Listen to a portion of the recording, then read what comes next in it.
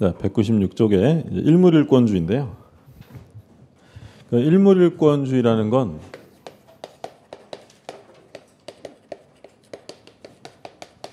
말 그대로 하나의 물건에는 하나의 권리가 있어야 한다는 거죠. 그러니까 이제 하나의 물건에는 동일한 종류, 동일한 내용, 동일한 순위를 목적으로 하는 물건은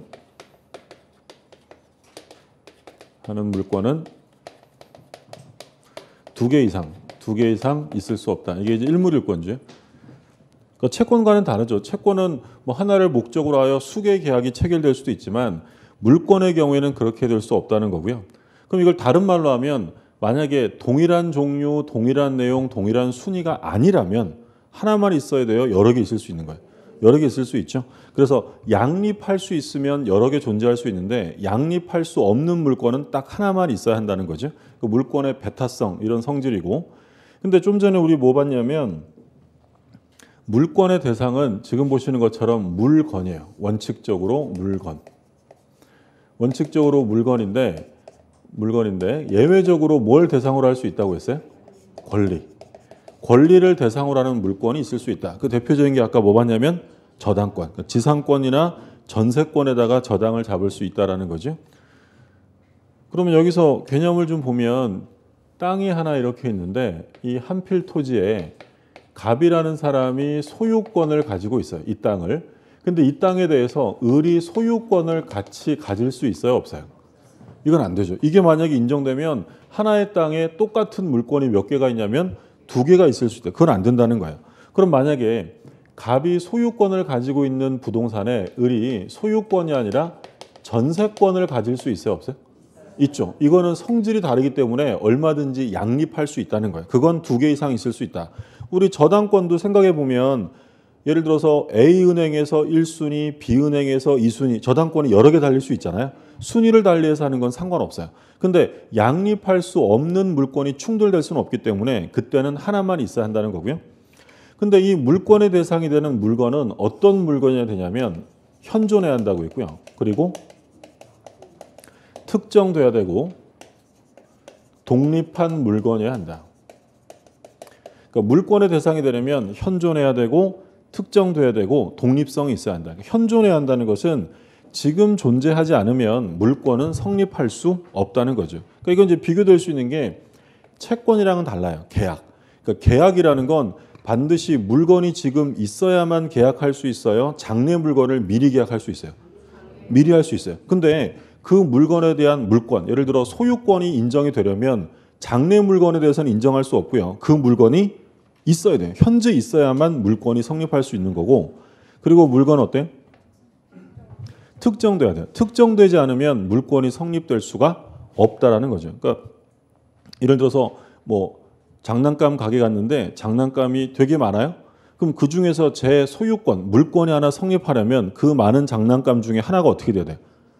특정, 하나 두 개가 특정이 돼야지만 제 소유권의 객체가 되는 거지 특정되지 않은 상태에서는 물권이 성립할 수 없다. 우리 조금 있다가 명인 방법 볼 텐데 우리 뭐 중개사법 시간에도 명인 방법이라는 거 배우셨죠? 뭐 안 배웠다 치고. 그러니까 명인 방법 좀 이따 볼 텐데 명인 방법이 인정되려면 나무가 어떻게 돼야 되냐면 특정돼요. 특정되지 않으면 명인 방법이라는 것도 인정될 수 없어요. 그러니까 물권의 대상이 되려면 반드시 특정이 돼야 되고 예를 들어서 산 100번지에 있는 나무 중에서 50그루는 갑의 소유다. 이런 명인 방법이 될까 안 될까요? 100그루 중에 50그루는 갑의 소유다. 이건 명인 방법이 될 수 없어요. 왜 안 될까요? 50그루가 어떤 것인지 특정되지 않았기 때문이에요. 그렇죠? 근데 이와 관련해서 이게 증감 변동하는 집합물의 특정성을 인정할 수 있느냐? 뭐 대표적으로 이제 뭐 뱀장어 사건, 뱀장어 100만 마리 사건하고요. 그리고 이제 재단 저당 이런 것들이 문제가 되는데 이제 뱀장어 사건은 뭐였냐면 갑이 을에게 돈을 빌려줘요. 채권자예요. 근데 이 을이라는 사람이 이제 담보를 대는데 양도담보라는 것을 설정합니다. 양도담보는 역시 담보 물권이에요. 저당권 같은 담보 물권인데 나중에 공부하겠지만 양도담보라는 건 담보로 그 물건의 소유권을 이전해 주는 거야. 그리고 만약에 돈을 갚으면 그걸 되찾아오는 거고 만약에 돈을 못 갚으면 얘가 갖는 거고 이게 소위 양도담보예요. 근데 뭘 양도담보로 잡혔냐면 자기가 키우고 있는 양식장 내 양만장 내 뱀장어를 키웠는데요. 뱀장어 100만 마리를 양도담보로 설정을 한 사건이에요. 근데 이제 문제는 뭐냐면 지금 이 뱀장어가 꿈틀꿈틀 하고 있는데 이게 그대로 고정되어 있는 게 아니잖아요. 어린 것들이 들어와서 살이 좀 붙으면 팔려나가겠죠. 그러니까 치어가 들어와서 성어가 되면 배출되는 거예요. 그럼 이게 지금 증감 변동하는 집합물이라는 거죠. 그럼 이런 경우에 특정성을 부정해버리면 양도담보라는 물권은 인정 안 되는 거고요.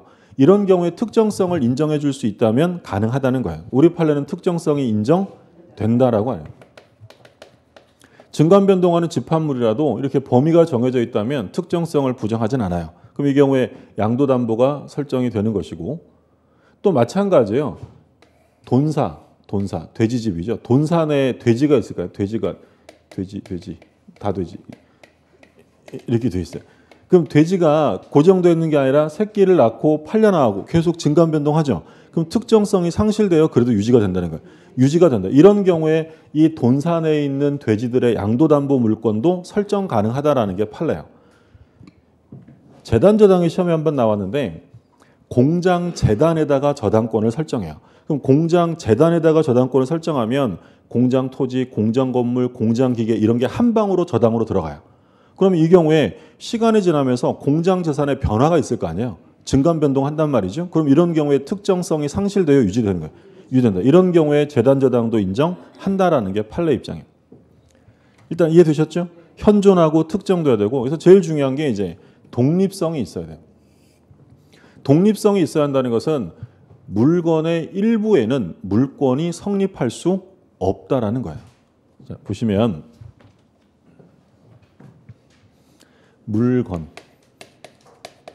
물건은 동산과 부동산이 있죠. 대표적으로. 그럼 동산은 뭐가 동산이에요?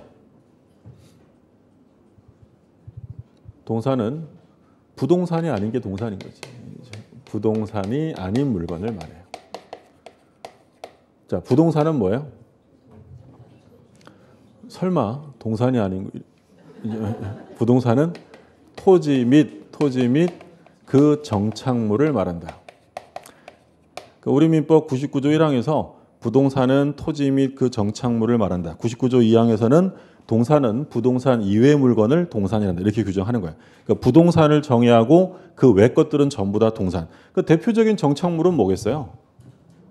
건물 이런 것들을 말하겠죠. 이런 게 이제 부동산이고, 근데 동산은 비교적 독립성을 식별하기가 매우 용이하죠. 예를 들어 이거 다 동산이잖아요. 그러면 이게 하나의 독립한 물건이란 얘기예요. 그럼 이 독립한 물건의 소유권은 몇 개 있어야 돼요? 한 개가 있어야죠. 앞부분과 뒷부분의 소유자가 달라질 수가 없다는 거예요. 그건 일물일권주의 위반이에요. 그러면 이 책을 독립성을 나타내는 단위를 책 한 권, 두 권이라고 하겠죠. 그럼 이 한 권의 소유권은 몇 개가 있어야 돼요? 하나만 있어야지 앞뒤의 소유자가 달라질 수는 없다. 그러니까 물건의 일부에는 물권이 성립할 수 없대요. 근데 만약에 제 친구가 총칙이 어려워서 책이 필요하대요. 그럼 제가 총칙만 뜯었어요. 뜯으면 어떻게 되겠어요? 독립성이 나눠지는 두 권이 되는 거죠. 그럼 뜯으면 독립한 물건이니까 이 총칙 부분에만 소유권이 따로 성립될 수도 있다는 거야. 그렇지 않은 경우에는 별도의 소유권이 대상이 될 수 없다. 그리고 동산은 결정적으로 우리는 부동산 위주로 시험을 보기 때문에 동산은 시험에 안 나온다고 생각하시면 돼요. 얘는 별로 신경 쓸 거 없죠. 그 이제 문제는 부동산이에요. 부동산은 대표적으로 토지와 건물이 있어요.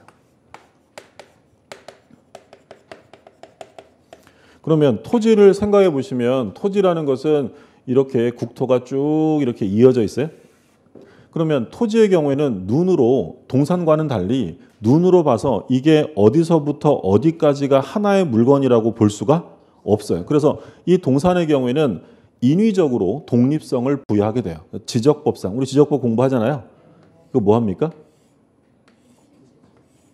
분할을 하죠. 지적법상 분할해서 필지를 부여하는데 예를 들어 요게 100번지예요. 그럼 100번지 이렇게 필지를 나누게 되면 이 100번지가 하나의 독립한 물건이 된다는 거죠. 그럼 여기 소유권은 몇 개 있어야 돼요?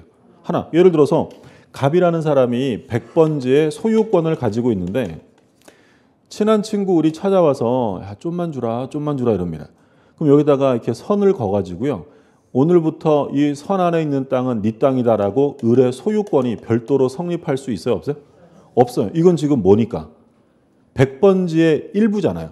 그럼 물건의 일부에는 물권이 성립할 수가 없다라는 거예요. 그럼 이걸 우리 판례 표현으로 옮기면 분필하지 않은 토지 일부분의 소유권 보존 등기를 따로 할 수 있어요? 없어요?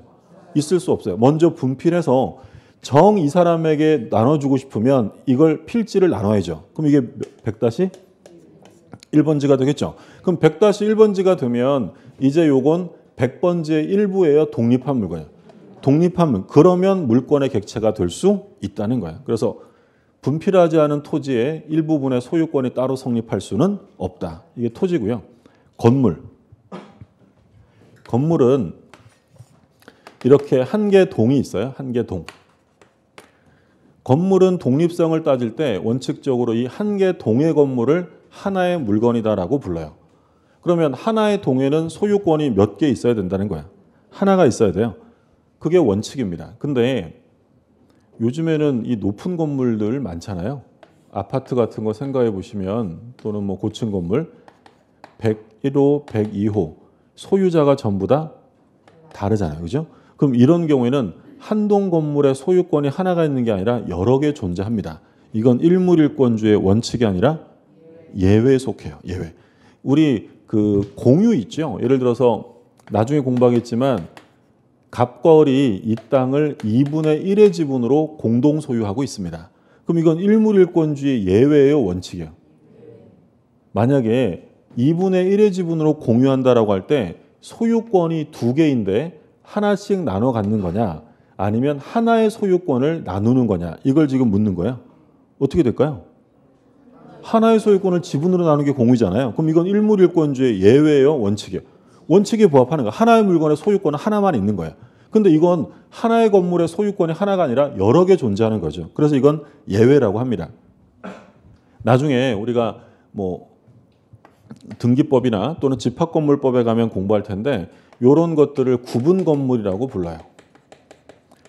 하나의 집합건물에 수개의 구분건물이 설정이 될 수 있다. 구분소유권이라는 개념이 만들어지는 거죠.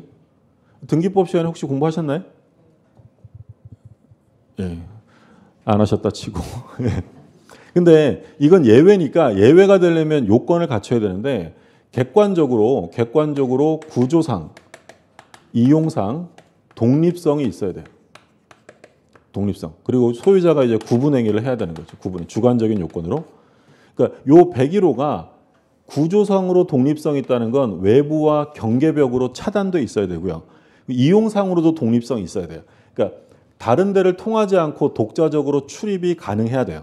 이게 독립성이 있는 거고 그러면 소유자가 뭘 한다고요? 구분행위. 내가 그러면 이거 구분 건물로 할래라고 구분 행위를 하게 되면 그때는 뭐로 인정되냐면 구분 건물. 무슨 말이 되었어요? 그러니까 이 건물 생각해 보면 이 건물 12층인가요? 그러면 이게 층마다 다 독립성이 있단 말이죠. 그러면 이게 하나의 건물로 인정할 것인지 수개의 건물인지 알 수 있을까 없을까요? 이 건물 소유자가 한 명일 것 같아요? 층마다 다를 것 같아요? 모르죠. 네. 어떻게 아세요?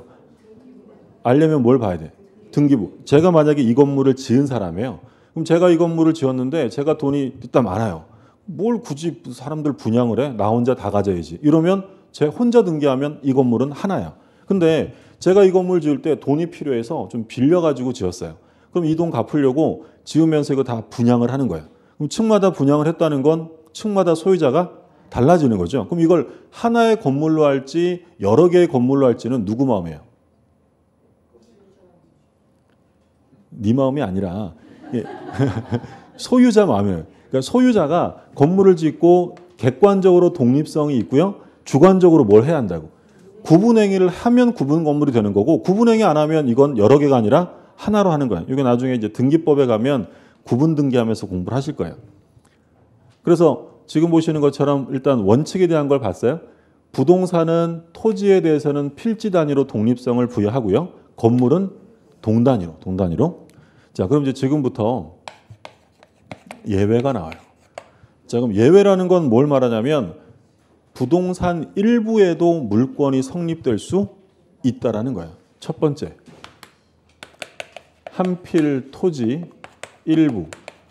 원래는 이게 하나의 필지라면 물권이 일부에 성립할 수는 없는데 예외적으로 일부에 성립되는 물권이 있어요. 그 제일 중요한 게 뭐냐면 용익 물권이에요.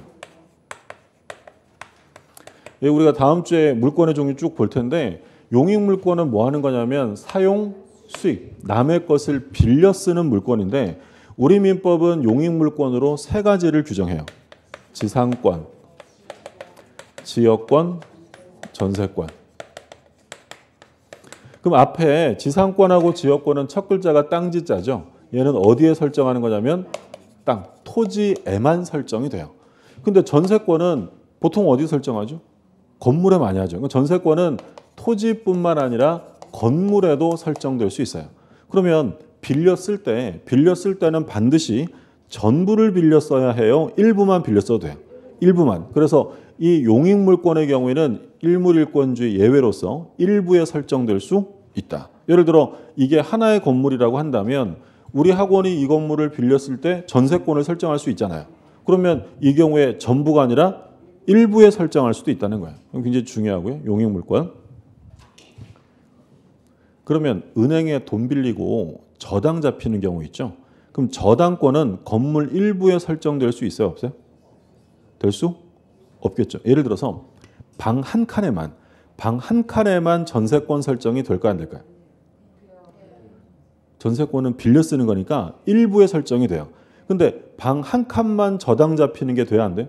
그건 안 되는 거예요. 은행 가서 돈 빌리면서 저당 잡히는데 내 방만 잡아주세요. 말이 안 되는 거잖아요. 근데 전세권은 당연히 일부에만 설정이 될 수 있는 거죠. 그렇죠? 두 번째. 이번에는 한 동 건물의 일부에 설정될 수 있는 거. 그러면 용익물권 중에서는 뭐만 나올까요? 건물 일부라고 하면. 얘만 나오겠죠. 지상권, 지역권은 건물에 안 되는 거고 전세권은 건물을 대상으로 할 수 있기 때문에 얘는 일부에 되고 그 좀 전에 우리 뭐 봤냐면 구분 건물 봤죠? 집합건물법상에. 이것도 예외예요. 한 동 건물 일부에 물권이 따로 성립할 수 있는 예외가 되는 거고 그 다음에 나무. 자, 지금 토지가 이렇게 있고요. 토지에 나무가 심어져 있다. 그러면 이 나무들은 토지와 별개의 물건이에요? 토지의 일부로 다뤄요? 토지의 일부에 다루게 돼요. 일부로. 그러니까 소위 이걸 뭐라고 하냐면 토지에 나무가 부합되는 거죠. 하나로 다루게 됩니다. 그런데 요 나무들만 별도의 물권의 대상으로 할 수도 있어요. 그럼 그건 원칙이 아니라 예외죠. 그러면 이 나무들을 별도의 물권의 대상으로 하는 방법은 두 가지가 있는데 첫 번째는 임목에 관한 법률이 있어요. 임목법에 의해 등기된 임목. 그러니까 임목에 관한 법률에 의해서 이 나무들을 등기부에 기록을 했다는 거예요. 이렇게 할 수도 있고 두 번째는 명인 방법에 의한 수목. 이런 것들은 예외적으로 별도의 객체로 할 수 있어요. 자, 임목에 관한 법률에서 등기가 되는 거랑 명인 방법의 차이점은 이건 법률에 규정되어 있는 거고요. 명인 방법이라는 건 명문으로 법률의 규정은 없어요. 이거는 그냥 관습법상 인정, 관습법상. 그러니까 관습법이라는 건 오랜 시간을 두고 사회 공동체가 그렇게 법적으로 확신을 해왔다는 건데 이 명인 방법으로 인정이 되려면 나무들은 아까 어떻게 돼야 된다고 그랬죠? 특정. 수목은 특정돼야 되고 그리고 반드시 소유자가 표시되어야 합니다. 그래야만 명인 방법으로 인정이 될 수 있다. 우리 판례가 인정하는 명인 방법은 뭐가 있냐면 이 나무들이 있잖아요. 나무에 새끼줄로 이렇게 빙 둘러싸고요. 여기 있는 나무는 갑겁니다. 이렇게 표시하면 토지와는 별도로 나무 소유자가 달라질 수 있다는 거예요. 그러면 지금 보시는 것처럼 나무가 특정되죠. 새끼줄 안에 있는 거니까. 그리고 소유자가 표시가 돼야 돼요. 또는 나무 껍질을 벗겨서요. 껍질을 벗겨서 이 나무 껍질에다가 갑거다 이렇게 써두는 거예요. 그러니까 수필을 제거하고 묵서하는 방식으로 명인 방법이 인정되고, 또는 목찰, 나무 이름표죠. 나무 이름표 달아서 이 나무는 갑거다 이렇게 써두는 것도 인정이 됩니다. 그래서 지금 다 공통점 뭐냐면 특정되고 소유자가 표시돼야 돼요. 아까 우리 판례 중에 뭐 있었냐면 산 100번지에 있는 나무 중에서 50그루는 갑의 소유다. 명인 방법이 안 돼. 왜 안 된다 그랬죠? 특정이 안 됐잖아요. 또 우리 판례 중에 뭐가 있냐면 법원에서요. 법원에서 현장 검증에 나가서 법원장의 명에 따라 사무원이 그 나무 포프라 표피에 흰 페인트로 1, 2, 3, 4 이렇게 순서를 매겼어요. 순번을. 명인 방법으로 될까 안 될까요? 포프라 표피에 흰 페인트로 1, 2, 3, 4 순번을 쭉 매겨놨다면 명인 방법으로 인정해 줄 수 없어요. 왜 없냐면 일단 나무는 특정됐어요, 안 됐어요? 됐죠? 페인트 칠해놨잖아요. 그런데 뭐가 표시가 안 된 거예요? 소유자가 표시가 안 되면 명인 방법으로 인정될 수 없다는 거예요. 그러면 이 등기된 임목하고 명인 방법에 의한 수목하고 어떤 게 공시 방법으로서 더 정확하고 거래 안전이 있을까요? 등기부가 있어요. 그럼 이 임목은 소유권의 대상, 소유권 거래 대상뿐만 아니라 여기에 저당권을 설정할 수도 있어요. 왜냐하면 등기부가 있으니까. 근데 명인 방법에 의한 수목은 등기부라는 게 있어요, 없어요? 없죠. 그럼 얘는 소유권의 거래 대상은 될 수 있어도 뭐는 안 된다고. 저당권을 설정할 수는 없는 거죠. 요거 가지고 출제한 적이 있어요. 그래서 등기된 임목은 소유권뿐 아니라 저당권 대상이 될 수 있는데 명인 방법에 의한 수목은 저당권은 안 되고 소유권의 대상만 할 수 있다. 미분리 과실. 그러니까 미분리 과실이라는 건 뭐냐면 여기 나무에 분리되지 않고 이렇게 달려 있는 거죠. 이게 미분리, 분리되지 않은 과실이에요. 그러면 요 미분리 과실은 누가 소유자겠어요? 당연히 나무 소유자겠죠? 그럼 나무 소유자는 누구라 그랬어요? 원칙이 토지 소유자. 그럼 결국 요 미분리 과실은 누구 거냐면 토지 소유자 거야. 근데 명인 방법을 통해서 미분리 과실의 소유권을 달리할 수도 있다. 예를 들어서 이게 사과나무 과수원인데 서울에서 농수산물 시장하는 김 사장이 와가지고요. 아직 따지도 않은 사과를 지금 미리 사겠다는 거, 선매하는 거죠. 그럼 이 경우에 명인 방법을 통해서 여기 있는 사과들은 전부 김 사장 거다라고 표시하면 분리되지 않은 상태에서도 소유권이 인정될 수 있다는 거예요. 만약에 여기서 사과를 따요. 사과를 따면 이 사과는 이제 뭐가 되겠어요? 분리가 되면 동산이 되겠죠. 동산. 근데 붙어있는 이상 하나의 부동산으로 들어가는 거예요. 나무가 땅에 박혀 있으면 토지와 하나로 보잖아요. 그럼 나무를 벌채했어요. 잘라냈어요. 그럼 그건 뭐가 돼요? 하나의 동산이 되는 거죠. 되고 있어요? 네. 우리 그런 얘기, 예를 들어서 나무가 있어, 나무가 이제 낙엽이 달려 있고, 근데 이제 우리가 시험 볼 때 되면 이제 가을이 깊어가면서 이제 낙엽이 하나 둘씩 이렇게 떨어져요. 그럼 이제 우리가 그걸 이제 보죠. 시험 막판에 가서. 이게 떨어지는 낙엽을 보면서 아유 올해도 다 갔네, 한 일도 없는데, 이런 감상적인 생각을 하면 시험에 떨어져요. 네. 시험에 합격할 사람은 이 떨어지는 낙엽을 보면서 아, 부동산이 동산으로 변하고 있구나. 그렇죠. 여기 붙어 있으면 지금 토지의 일부니까 하나의 부동산인 거예요. 근데 떨어져 나가면 하나의 동산이 돼요. 그럼 이렇게 되면 동산으로서의 공시 인도받고 하면 끝나는 건데, 지금 이게 분리되지 않은 상태에서는 공시하려면 뭐밖에 없다는 거예요? 명인 방법밖에 없다는 거죠. 자, 이제 마지막으로 농작물.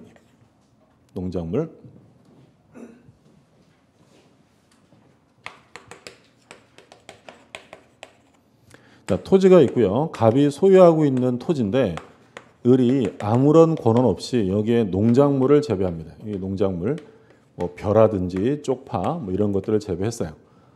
그러면 원칙은 아무런 권한도 없이 남의 땅에다가 농작물을 재배하면 원칙은 누가 소유자가 되는 걸까요?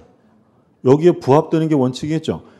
원래요, 갑이라는 사람이 토지를 소유하고 있는데 을이 아무런 권한도 없이 여기다가 나무를 심었어요.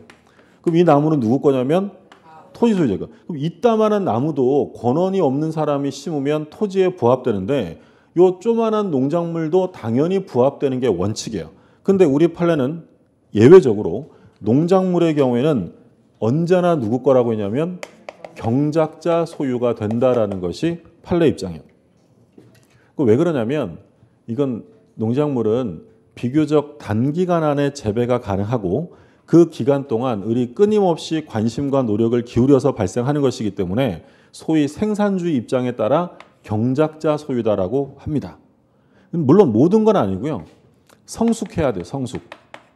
그러니까 재배철에 이르러야 되죠. 씨 뿌리자마자 내 거니까 건들지 마 이렇게 할 수는 없는 거고, 그리고 단연생은 안 돼요. 1년생. 단기간 안에 재배가 끝나야 되기 때문에 단연생 작물에 대해서는 인정하지 않고요. 그러면 지금 보시는 것처럼 갑이라는 사람의 토지에 을이 무단으로 농작물을 재배했다. 이제 성숙한 농작물이면 누구 거냐면 경작자 소유가 되고요. 그럼 이 경우에 갑이 을한테 손해배상이나 부당이득 반환을 청구할 수 있느냐라고 물으면 할 수 있다. 이거 오해하시면 안 되는 게 이 농작물의 소유권을 경작자에게 인정해 준다는 것이지 이 경작자가 권한 없이 남의 땅을 막 써도 된다는 얘기는 아니에요. 그러니까 남의 땅을 무단으로 사용한 것에 대한 손해배상은 당연히 청구해야 되는 거고요. 대신 을이 농작물의 소유권은 가져가게 하겠다는 거죠. 무슨 말인지 드셨죠? 네. 그런 얘기 우리 입문과정에서 했었잖아요. 예를 들어 제가 오랜만에 제 땅에 한번 가봤더니 제 땅에다가 어떤 사람이 쪽파를 다 심어놨어요. 그럼 제가 그거 갈아엎으면 돼요? 안 돼요? 안 돼요. 이러면 형사처벌이에요. 재물 손괴죄예요. 그럼 이런 경우에 어쩔 수 없이 경작자 소유를 인정해주고 저는 뭘 청구해야 한다고요? 손해배상을 청구할 수밖에 없다는 거죠. 그러면 이 경작자가 소유권을 취득하려면 명인 방법을 갖춰야만 취득할 수 있느냐? 필요 없어요. 명인 방법 필요 없고 성숙한 농작물은 그냥 경작자가 소유권을 취득하게 됩니다. 자, 여기까지 드셨죠? 하나만 더 볼게요. 이제 처음 보시는 분들은 다음 주에 공부할 내용인데 을이 만약에 이거를 병한테 팝니다. 그러니까 지금 수확하지 않은 상태에서 이 상태에서 이 농작물을 병에게 팔았다. 그러면 이걸 산 매수인은 명인 방법을 갖춰야 될까요? 안 갖춰야 될까요? 얘는 명인 방법을 갖춰야 돼요. 얘 왜 갖춰야 될까요? 얘는 왜 갖춰야 될까요? 얘는 정확하게 표현하면 매매를 했기 때문이에요. 매매. 우리가 처음 하시는 분들은 다음 주에 중요하게 볼 건데 뭐라고 했냐면 법률 행위로 인한 물권 변동이잖아요. 그럼 뭘 해야 돼요? 공시해야 돼요. 공시. 동사는 어떻게 공시하죠? 점유. 이렇게 인도에서 넘겨주는 게 동산의 공시고 부동산은 어떻게 공시해요? 등기하는 거예요. 근데 이 쪽파는 등기가 안 될 거 아니에요. 이 만약에 쪽파를 뽑으면 뭐예요? 동산이니까 인도해 주면 돼요. 근데 이게 지금 땅에 있는 상태로 공시하는 방법은 뭘 취하라고요? 명인 방법을 취해야 돼요. 그러니까 법률행위 한 사람은 공시해야 되는데 이 공시 방법으로 명인 방법을 해야 한다는 거죠. 구별되셨어요? 네, 교재 한번 볼게요. 197쪽부터 보죠.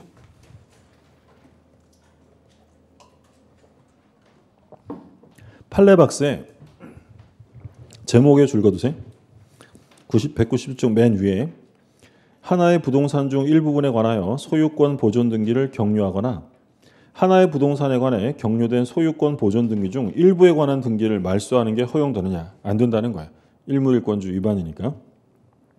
그 다음에 197쪽에 동그라미 1번 끝에서 둘째 줄에 그러나 이렇게 되어 있죠. 줄 거두세요. 그러나 용익물권은 분할 절차를 밟지 않더라도 한 필토지 일부 위에 설정할 수 있다. 예외라고 했죠. 예외. 다음 페이지. 2번의 건물인데요. 셋째 줄에 그러나부터 줄 거두세요. 그러나 전세권은 건물의 일부에도 성립할 수 있으며, 자, 아까 용익물권 중에 건물에 설정될 수 있는 게 뭐라고 했어요? 전세권. 얘는 일부에 성립할 수 있고, 집합건물 소유 및 관리에 관한 법률은 일동 건물 일부분이 독립성을 갖춘 것일 때에는 구분 소유권의 목적으로 될 수 있음을 규정하고 있다. 예외 지금 이 얘기하는 거야. 일동 건물 일부에 되는 건 전세권이랑 집합건물법상의 구분 건물을 말하고, 그다음에 동그라미 3번 수목이죠. 수목. 둘째 줄에 줄 그어두세요.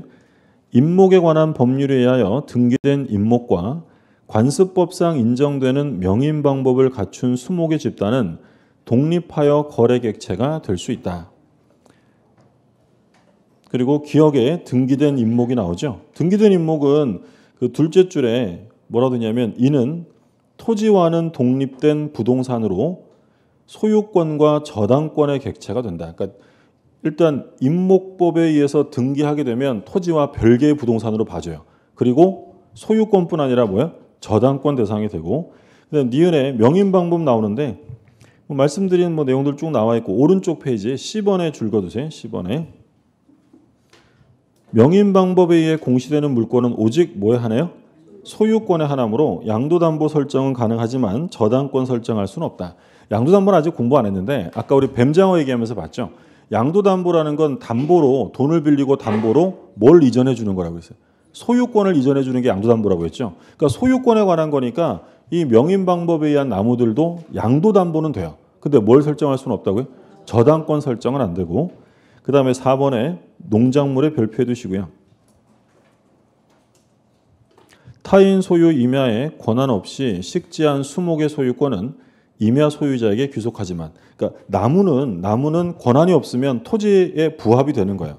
근데 적법한 경작권 없이 타인의 토지를 경작하였더라도 그 경작한 입도라는 건 이제 서 있는 벼를 말하는 거죠. 입도가 성숙하여 독립한 물건으로서의 존재를 갖추었으면 입도의 소유권은 누구한테 있냐면 경작자에게 있다. 자, 그 다음에 별표 하나 해두시고요. 이 경우에 명인 방법을 갖출 필요는 없다. 근데 이어지는 거 보면 다만 경작자로부터 농작물을 뭐 했어요? 매수한 자. 얘는 그럼 공시해야 돼요. 그때 뭘 취하라고요? 명인 방법을 갖춤으로 취득한다라고 되어 있죠. 자, 문제 좀 볼게요. 자, 틀린 것입니다. 1번. 토지 일부에 대하여도 점유 취득시효로 소유권을 취득할 수 있다. 맞는 지문인데 아직 우리 취득시효 공부 안 했죠? 일단 넘어가세요. 그다음 2번. 일동 건물의 일부도 구조상, 이용상 독립성이 있으면 구분 행위에 의하여 독립된 부동산이 될 수 있다. OX요? 맞죠. 객관적으로 구조상, 이용상 독립성이 있고 주관적으로 구분 행위를 하게 되면 구분 건물이 되는 것이고. 3번. 미분리 과실은 명인 방법을 갖추면 독립된 소유권의 객체로 된다. 원래 미분리 과실은 토지에 부합이 되는 건데 뭘 갖추라고요? 명인 방법. 4번. 토지에서 벌채되어 분리된 수목은 독립된 소유권의 객체로 된다. 토지에서 벌채되면 그건 뭐예요? 동산이잖아요. 그러면 토지와는 별개니까 걔는 별도의 소유권의 객체가 될 수 있다는 거고. 5번. 농지 소유자의 승낙 없이 농작물을 경작한 경우 명인 방법을 갖춰야만 토지와 별도로 독립된 소유권의 객체로 된다. 뭐가 틀렸어요? 명인 방법은 필요 없다라고 했죠. 그리고 다음 페이지.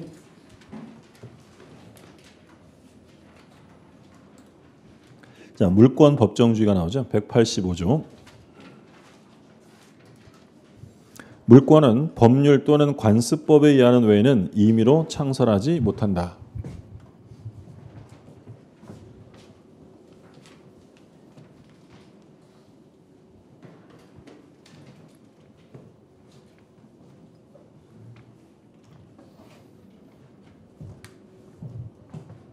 자, 이게 물권법 첫 번째 조문이에요. 물권 법정주의.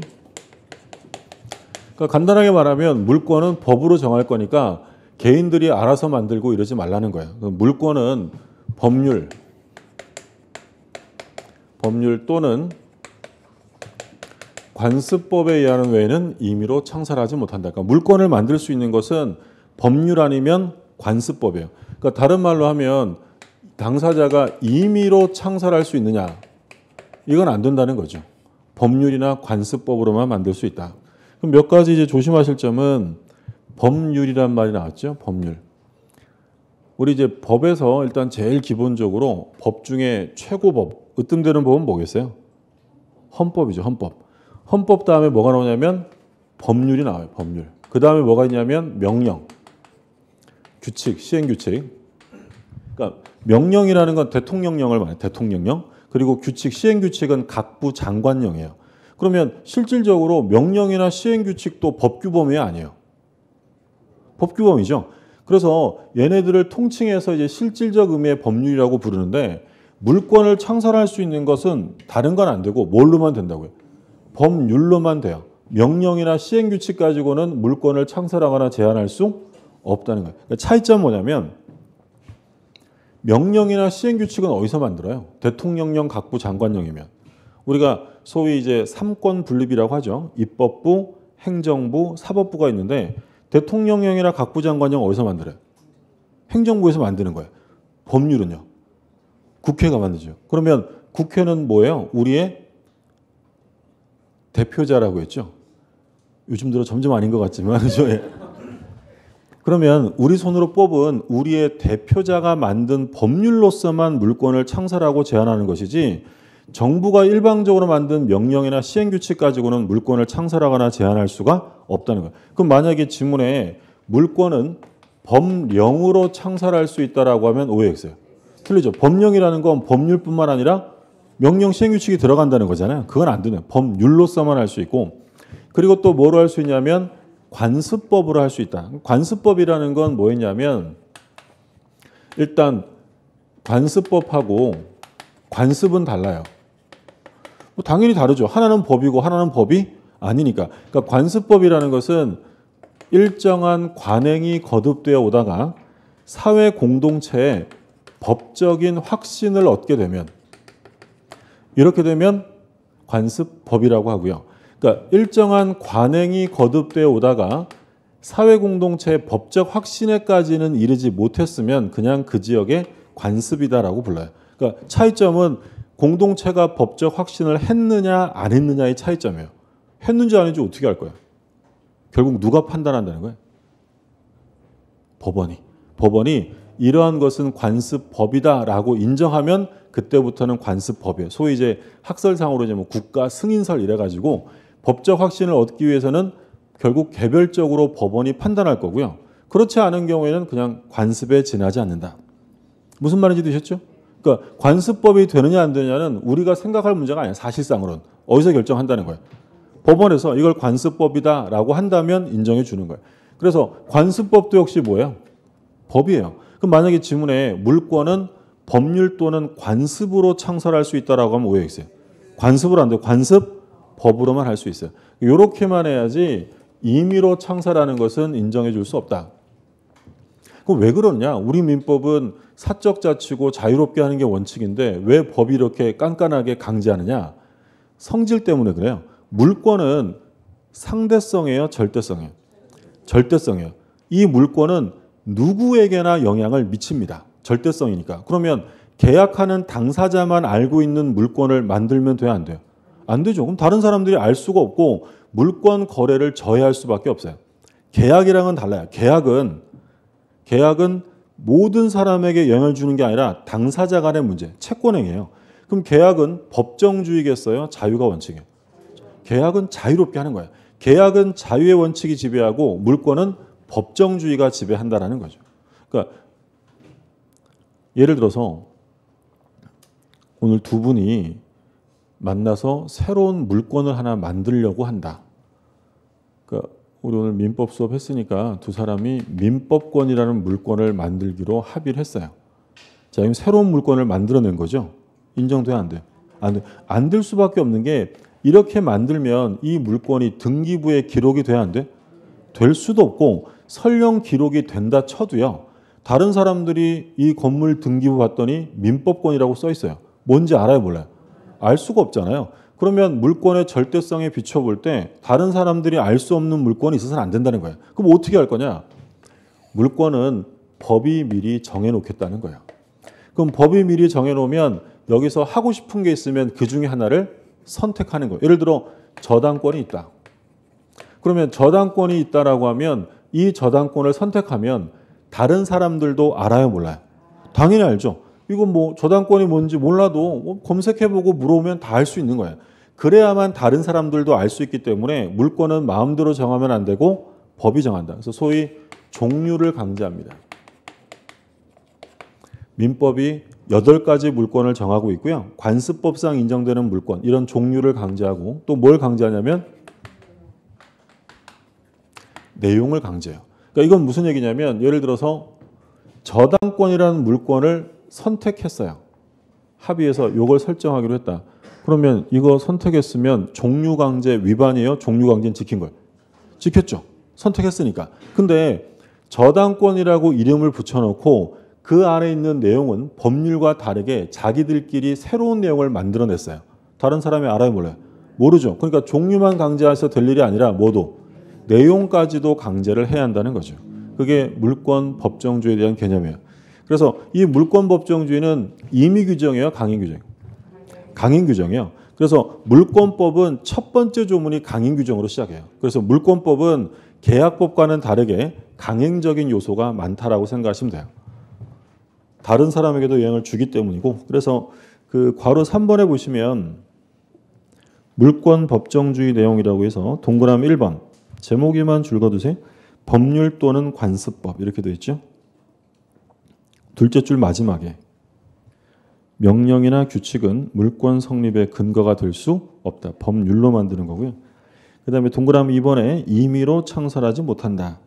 그래서 셋째 줄 괄호에 종류강제 줄거두시고 종류강제 그리고 오른쪽에 넷째 줄 괄호에 내용강제 이렇게 되어 있죠. 종류강제뿐 아니라 내용강제까지 인정을 하고요. 그다음 물권의 종류가 쭉 나와 있죠. 이 표는 다음 시간에 볼 거고 한 장 넘겨보세요. 관습법상 인정되는 물권 나오는데 그 판례박스에 별표 2개 해두시고요. 관습상 물권을 부정한 사례입니다. 1번 미등기 무허 건물의 양수인이라 할지라도 그 소유권 이전 등기를 격려받지 않는 한 건물에 대한 소유권을 취득할 수 없고 그러한 건물 취득자에게 소유권에 준하는 관습상 물권이 있다고 볼 수 없다. 그러니까 지금 무슨 얘기냐면 갑이 을한테 건물을 팔았는데 등기를 안 해준 거예요. 그럼 을을 뭐라고 우리가 부르냐면 미등기 매수인 또는 미등기 양수인이라고 불러요. 그러니까 매매를 했는데 등기를 안 했다. 을은 소유자야 아니에요. 우리가 토지나 건물 매매 계약한다. 부동산 매매 계약한다고 생각해 보시면 부동산의 소유권을 취득하는 시점이 언제죠? 계약했을 때요. 돈 다 냈을 때요. 등기해야 돼요. 등기해야 돼요. 등기 안 하면 소유권의 변동은 없는 거예요. 그러면 미등기 매수인은 아직 소유자가 아닌 거고요. 그러면 을은 법률상 소유자는 아닌데 나 같은 사람을 위해서 관습법상 소유권에 준하는 물권이 따로 있다라고 인정받을 수 있느냐. 그런 거 없다는 거예요. 등기 안 하면 소유자 아니고 이런 사람에게 소유권에 준하는 관습상의 물권이라는 게 따로 존재할 수도 없다는 거예요. 무슨 말이셨어요? 그럼 만약에 A라는 사람이 이 건물을 침해하고 있다. 그러면 소유권에 기해서 방해 제거를 구하려면 을이 직접 A에게 소유권에 기한 방해 제거를 구할 수 있을까요? 없을까요? 없죠. 얘는 뭐가 아니니까. 소유자가 아니니까. 그럼 얘는 어떻게 해야 돼요? 그러니까 소유자는 지금 갑이잖아요. 그럼 갑을 대신해서 대위에서 제거를 구해야 돼요. 그러니까 이때 을이 나 같은 사람에게는 소유권에 준하는 관습상의 물권이 있으니까 내가 직접 제거를 구하겠다. 그건 안 된다는 거예요. 얘는 소유자가 아닙니다. 2번. 온천에 관한 권리 줄거두. 온천권. 줄여서 온천권이고요. 온천권은 관습상 물권이라 볼 수 없고요. 3번. 관습상의 사도통행권은 줄여서 말하면 통행권이에요. 성문법, 관습법 어디에도 근거가 없다. 그러니까 남의 땅을 오래 다녔다고 해서 통행권이라는 관습상의 물권이 생겨나는 것은 아니다라는 거고요. 4번. 인근 주민들이 누구에게나 주장할 수 있는 공원 이용권이라는 배타적 권리를 취득하였다고 할 수 없다. 중요한 말은 공원 이용권. 우리 동네에 공원이 있어요. 그러면 우리 동네 주민들만 이용할 수 있는 배타적 권리로서 공원 이용권이라는 관습상의 물권이 있느냐. 그런 거 없다라는 거 당연히 없죠. 4가지 보셨어요? 미등기 양수인에게 소유권에 준하는 관습상 물권 없어요. 또 뭐가 없다고요? 온천권 없고 통행권 없고 공원 이용권 이런 거 없어요. 문제를 보죠. 옳은 것입니다. 1번 지상권은 본권이 아니다. 본권이에요. 이건 다음 주에 공부할 거예요. 본권이고 2번 온천에 관한 권리는 관습상의 물권이다. 아니라고 했고 3번 타인 토지에 대한 관습상 물권으로 통행권이 인정된다. 통행권이라는 관습상 물권 없다 그랬죠. 4번 근린공원을 자유롭게 이용한 사정만으로 공원 이용권이라는 배타적 권리를 취득하였다고 볼 수 없다. 정답은 4번이고요. 5번 미등기 무허가 건물의 양수에는 소유권 이전 등기를 격려받지 않아도 소유권에 준하는 관습상 물권을 취득한다. 미등기 양수인에게 관습상 물권 인정하지 않는다라고 했죠. 자, 물권의 효력은 앞부분은 우리가 다 봤죠. 물권과 채권이 충돌하면 누가 우선한다고 했어요? 물권. 쭉 나와 있으니까 참고사항으로 보시고 그 다음에 물권적 청구권 나오는데 별표 3개만 해두시고 아쉽지만 오늘은 여기까지 볼게요. 예.